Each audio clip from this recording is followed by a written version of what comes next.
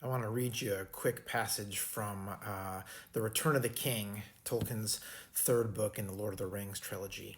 This is when Sam and Frodo are trying to take the ring up to Mordor to destroy it. He says, "Far above the Duath in the west, the night sky was still dim and pale. There, peeping among the cloud rack above a dark tor high up in the mountains, Sam saw a bright star twinkle for a while. The beauty of it smote his heart as he looked up out of the forsaken land, and hope returned to him. For like a shaft clear and cold, the thought pierced him that in the end, the shadow was only a small and passing thing. There was light and high beauty forever beyond its reach. His song in the tower had been defiance rather than hope.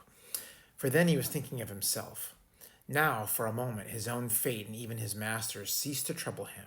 He crawled back into the brambles and laid himself by Frodo's side, and putting away all fear, he cast himself into a deep and troubled sleep." And so, many of you may know Tolkien loved Jesus, and I think you read a lot of his theology through these books.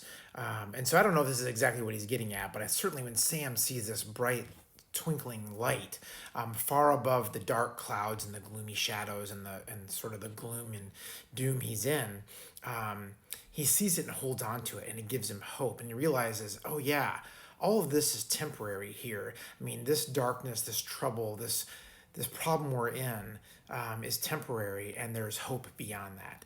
And he becomes, as you know from the stories, he becomes the one that kind of helps Frodo move along. Frodo's weighed down by the weight of the ring and all the consequence of it and the darkness of it. And he can't see straight after a while. He can't think straight after a while, and he really needs Sam to be an encouragement for him. And so that's really why I started making these videos on TikTok, was to be an encouragement. I call this Reflect the Light, to show Jesus' light to a dark, gloomy, and hopeless world. And so I hope this is an encouragement for you, that just a reminder that if you're in those dark places and you don't see a way out, hopefully God will bring someone along to show you that. But just know that there is light, what does he say here? Light and high beauty forever beyond its reach. So that's heaven. That's living with God. That is paradise for us. And I haven't read these books. I've seen the movies a bunch of times, but I learned about this passage, which is not in the movies, from Tim Keller. He died recently, but in a podcast I heard from him, which is fantastic. I'm going to try to put the link down here below, called Questioning Christianity.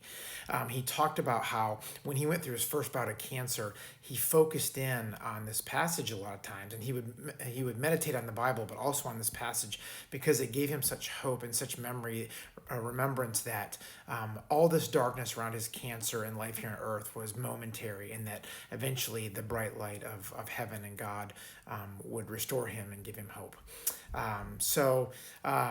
If you're interested in Jesus at all, if you don't know about him, that's a great podcast to listen to. Tim talks to just people from secular atheists to Hindus to Muslims to Jews. He invites people who aren't Christians or Jesus followers to come and ask him questions and talk about different faiths and how things are similar and different. And so it's a really easy listen, but thought-provoking and interesting. So I'll put that in here as well. But look for the light, folks. The darkness is only temporary.